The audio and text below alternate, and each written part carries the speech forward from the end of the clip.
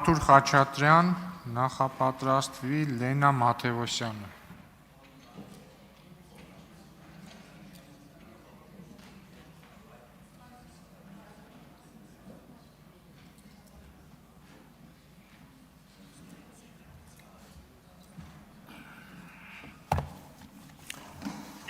Սելայնակիցներ, տիկնայք և պարոնայք, ինչ խոսք բարեկրթության առաջարկը շատ գայթակղիչ է և մի կողմից շատ բնական, որովհետև վերջը խորհրդարանը նաև ինչ-որ չափով ուղեցույց է, ինչպես խորհրդարանում են մարդիկ խոսում, այնպես էլ հասարակությունն է իրենց հետ այդպես վերաբերվում։ Օրինակ, եթե նայենք հանրային հեռուստաընկերության եթերից հնչող խոսակցության ձևը, ոճը, Հենց փորձում եմ պարզունակ խոսել, բայց շատ հաճախ գրեհիկ, ոչ թե վիրավորական, այլ գրեհիկ հայերենով է խոսվում, և դա հասարակության վրա տարածվում է։ Չգիտեմ, են պարզ, բադու, լավա, ջոգում ես, դզողա, չէ, օրինակ հանրայինի եթերում կարծեմ 10-15 տարի առաջ նման բաներ չկան։ Եվ հիմա դա տարածվում է հասարակության վրա։ Հիմա բարեկրթության մասին առաջարկությունը, պարոն Ռուբինյան, էլի եմ ասում, շատ գայթակղիչ է, շատ տրամաբանական է, բայց բարեկրթությունը վերջապես միայն գեղեցիկ խոսքերը չեն, որովհետև ամեն փայլուն բան չի, որ ոսկի է։ Բարեկրթությունը ենթադրում է նաև երկխոսության որոշակի կանոնների պահպանում, և երկխոսության կանոնները պահանջում են, որ հարցը, որը հնչում է, և հարցի պատասխանը որոշակի աղերս պետք է ունենան իրար հետ։ ԿՊԱ-ական իշխանության ձևավորումից հետո ես ինչքան ասում որևէ կերպ չի ստացվում, հարցը տալիս ես և պատասխան ես սպասում։ Օրինակ, եթե Նիկոլ Փաշինյանին հարցնես, ասես, բարի երեկո, պարոն Փաշինյան, ինչպես ստացվեց, որ Հայաստանում տեղի ունենում նոր սեփականաշնորհման գործընթացներ, հարստության վերաբաշխում և պատահաբար հանկարծ ռազմավարական նշանակություն ունեցող ձեռնարկություններում բաժնեմաս են ստանում, օրինակ օֆշորային ընկերություններ, օրինակ ընկերություն, որը խոսքը գնում է Ամիոյի մասին, բաժնետերիս մասին, որը գրանցված է Շվեյցարիայում, որի մինչև անվանափոխությունը շահառուն գրանցված է եղել Լիխտենշտեյնում, այդ ընկերությունը, որը գնել է բաժնետոմսերի մեծամասնությունը, մի մենեջեր կա, բացեք կայքը կա, այդ ընկերությունը սկի կայքել չունի ընդհանրապես այլ բաց աղբյուրներում, վերանվանումից հետո գրանցված է մի հասցեն, որի վրա գրանցված է ևս 90 ընկերություն։ Պատասխանը գիտեք ոնց կլինի, իսկ ինչ է բարին։ Արդյոք ինչը բարի է մեկի համար, բարի է մյուսի համար։ Կսկսի բացատրել բարու և չարու տարբերությունը, վերջը այնպես կմեկնաբանի Նիչեի բարուց և չարից անդին գործը, որ Նիչեն այն աշխարհում 16 անգամ կպտտվի իր առանցքի շուրջ։ Բայց գոնե բարի բառից է բռնում, որ ասել ես, սխալվել ես, ասել ես բարի երեկո։ Պարոն Կոնջերյան, մեր հարցը և պատասխանի մեջ, ախր ընդհանրապես որևէ աղերս չկար, որևէ կապ չկար հարցի և պատասխանի միջև։ Կարծում եմ դա բարեկրթության խախտում է, որովհետև մակերեսի վրա, այո, ոսկեղնիկ հայերեն էր, բայց տակը ուղղակի անարգանք է հարց տվողի նկատմամբ։ Նմանապես բարեկրթությունը նաև որոշակի տրամաբանություն է ենթադրում։ Եթե այստեղ ԿՊԱ-ականները գալի ասում են, ընտրությունները խախտվել են, կաշառք ա եղել է, սա եղել է, նա եղել, այդ դեպքում ենթադրաբար դուք նույնպես պետք է վիճարկեիք ընտրությունների թափանցիկությունը, ազնվությունը, արդյունքների իրականությունը, այլապես, եթե այդ ամեն ինչը, ինչի մասին որ դուք խոսում եք, չլիներ, ստեղ նստած կլինեիք դուք, հավանաբար Արման Բաբաջանյանը և հավանաբար Վազգեն Սարգսյանի եղբայրը։ Բա ինչու չվիճարկեցիք ընտրությունների արդյունքները։ Էս էլ Մյունխաուզենի կնոջ նման դառավ։ Ասում է ինչ անում, քննադատում, հայոյում, վիրավորում, ասում է, բա ինչ ա ուզում, ուզում է որ չբաժանեն։ Բա թե այդքան վատ ա եղել, դուք էլ մեր հետ միասին գնայինք, վիճարկեինք, նոր ընտրություններ պահանջեինք։ Ինչի եք պաշտպանում ընտրությունների արդյունքները։ Մյուսը զարգացում և փոփոխություններ, ամեն դեպքում, պարոն Կոնջերյան, ստեղ պետքա ձեզ կրեդիտ բառով էր ասում, այդ դա ասել։ Այո, իհարկե, մարդ պետքա զարգանա, փոխվի, այլապես պրոգրես չի լինի։ Բացառման բացառումը զարգացման գրավականներից է։ Եվ ես ուրախ եմ, որ զարգացում եմ տեսնում ձեր մոտ, որովհետև մի քաղաքական ուժ, որը ասում է պետությունը վատագույն տնտեսվարն է, այսինքն ընդգծված աչակողմյան տնտեսական ուղղություն ունեցող քաղաքական ուժ էր, այստեղից հանդես էր գալիս ընդգծված ձախ դիրքերից,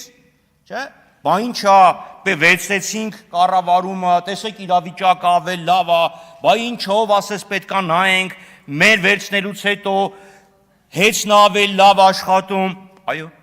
հեծն ավելի լավ աշխատում, հայ փոստն ավելի լավ աշխատում, ողջունելի զարգացում է։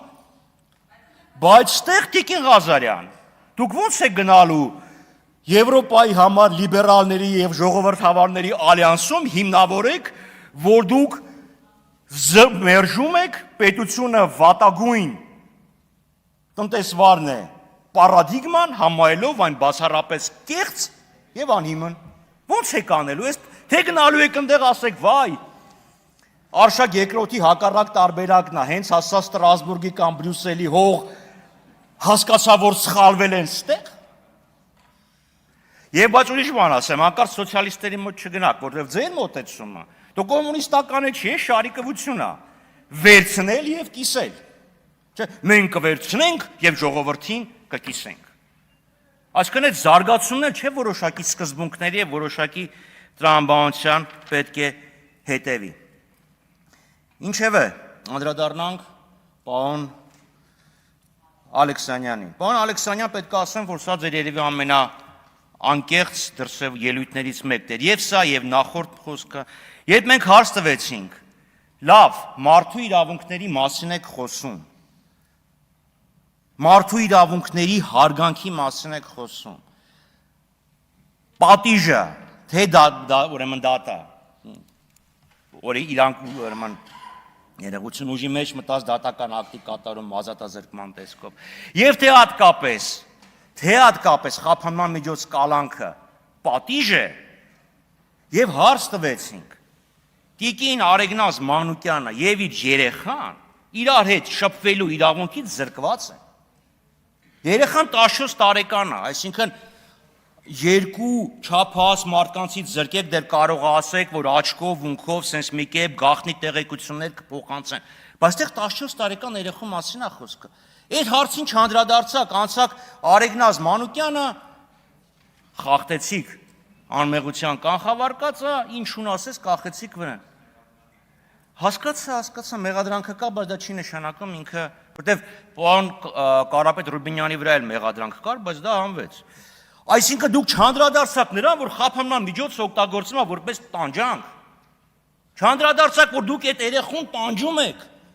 Լավ, խափանման միջոցը ո՞նց կարելի է որպես տանջանք օգտագործել։ Ինչի՞ եք այդ երեխուն տանջում։ Որ ինքը գա իր մորը տեսնի, դրանից արդարադատությունը կտուժի։ Երեխայի հասկանում եք, ինքը չի կարա մայրը սենց աչքով ինչ որ մի բան ասի, ինքն էլ գնա փաստաբանն ասի, չէ, այսպես փոխի ես քո ցուցմունքը, որ չասեն, թե դու շպիոն ես։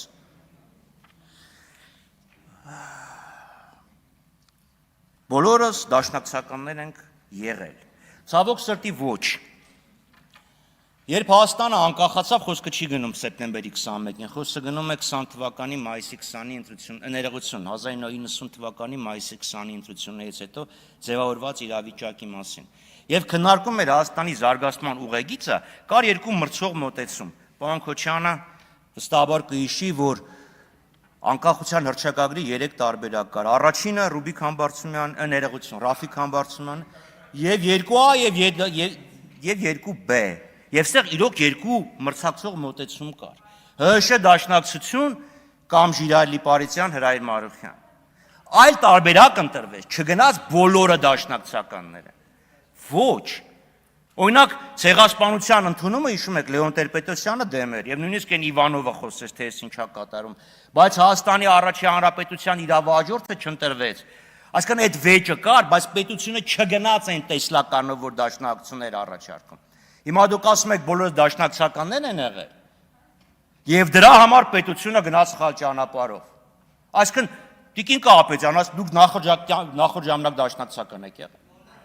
Այո, ես ձեզ ասեմ, դաշնակցության պատկերացումները խիստ տարբերվում են Երնեկը ստեղ լիներ, Ալեն Սիմոնյանը, եվս 10 րոպե առաջ կավելացներ։ Ոչ, դուք չափազանց սխալվում եք։